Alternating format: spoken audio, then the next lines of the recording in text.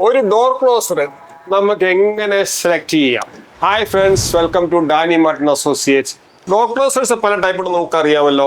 ഇതുപോലെ conceal door closer ഉണ്ട്, surface mount door closer ഉണ്ട്, ആം സ്ലൈഡ് ചെയ്യുന്ന ഡോർ ക്ലോസർ ഉണ്ട്, പല ടൈപ്പ് ഉണ്ട്.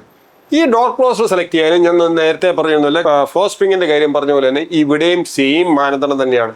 ഡോറിന്റെ വിഡ്ത്ത്, ഡോറിന്റെ വെയിറ്റ്, ഡോറിന്റെ ഹൈറ്റ്, അതുപോലെ തീർച്ചയായിട്ടും ഡോറിന്റെ തിക്നെസ്, ഇത്തരം കാര്യങ്ങൾ ഡീറ്റെയിൽ അറിഞ്ഞു കഴിഞ്ഞാൽ മാത്രമേ നമുക്ക് കറക്റ്റ് ആയിട്ട് ഒരു ഡോർ ക്ലോസർ സെലക്ട് ചെയ്യാൻ പറ്റത്തുള്ളൂ.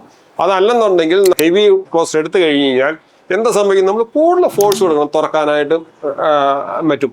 അപ്പം അതേസമയം കറക്റ്റായിട്ട് ഈ ഡീറ്റെയിൽ കിട്ടിക്കഴിഞ്ഞാൽ നമുക്ക് കറക്റ്റുള്ള ഹാർഡ്വെയർ കമ്മിറ്റ് ചെയ്യാൻ പറ്റും.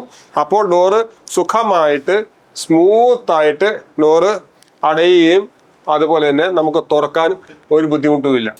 ഒരു കൺസീൽ ഡോർ ക്ലോസർ ആകുമ്പോൾ നമുക്ക് മിനിമം 4 സെന്റിമീറ്റർ തിക്നെസ് ഡോറിന് ഉണ്ടാവണം. എങ്കിൽ മാത്രമേ നല്ലൊരു ക്വാളിറ്റി ഡോർ ക്ലോസർ നമുക്ക് ആ ഡോറെ ഫിറ്റ് ചെയ്യാൻ പറ്റത്തുള്ളൂ. ഇതിനെക്കുറിച്ച് കൂടുതൽ ഡീറ്റെയിൽ അറിയാനായിട്ട് നിങ്ങൾ ഡാനി മാർട്ടിന്റെ ട്രിവാൻഡ്രത്തെ, എറണാകുളത്തെ ഷോറൂം വിസിറ്റ് ചെയ്യുക. Thank you.